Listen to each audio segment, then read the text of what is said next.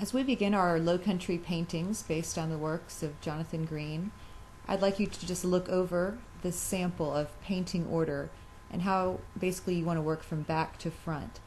I do not want you to turn this painting in or one that looks like this, but I would like you to use this as a means of practice and to understand how to get light effects and a sense of movement in your work. So use this as a practice at home. You always want to start with the background, and here you see we have brushed in our sky, and we start with a dark blue at the top, and as we head towards the horizon line we add more and more light blue. Next we can add the water by mixing some blue, green, brown, and a little bit of white. The next thing you want to do is add your grass and mix green and a little bit of yellow as you go towards the bottom of the page. Using green, white, and black, dab in some trees, a tree line across the way. Remember that you wouldn't be able to see a lot of detail, so just make sure that they're not regular sizes. Add a little bit more black to your green, and you'll put that at the base of the trees to get the effect of sunlight shining down from above. Next, add some sand across the way. We'll pretend it's low tide, and you will mix white, yellow, and a teeny bit of brown. Using a paper towel, dab it in some white paint, scrape most of it off, and then brush in some clouds. Make sure that they are very irregular, and the clouds towards the top of the page should be larger. We'll go ahead and put a little boat in here. It can just be a simple shape, some yellow and some white. Now we can add an oak tree, and you want to make sure that it's always bigger at the base than it is at the top, and you don't want to make it even or have it end up looking like a celery stick. Here you can see we're adding more and more branches, and they get thinner as they move away from the tree.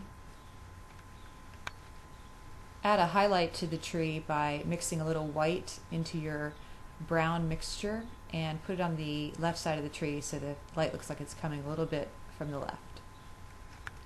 Use your dark green and start dabbing in some leaves, and remember to make them come across the front of the tree. People always want to show all the branches, but if you look at a tree, those leaves will be coming right across the base. At this point you add some highlights. You started your leaves with a dark greenish black. Now add yellow and white to that mixture and dab in some lighter color leaves that are being hit by the sunlight. Also mix some yellow, white, and green and put some highlights in your grass.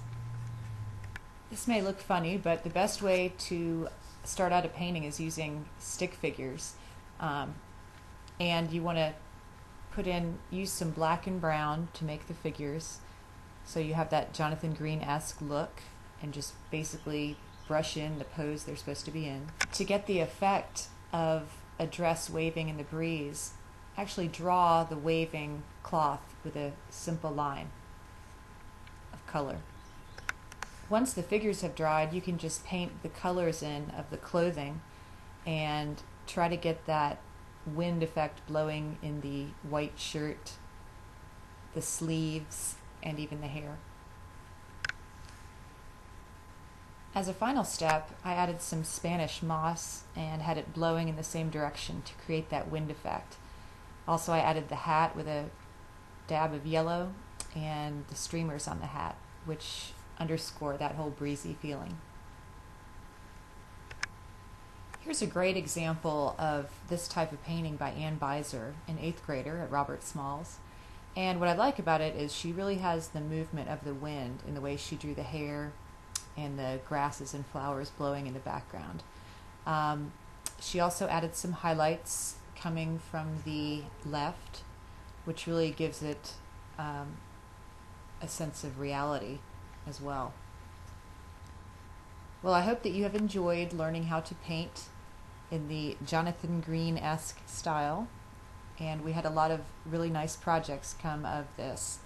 So keep practicing and remember the painting order, and I'll have something up for you next time. Take care, bye-bye.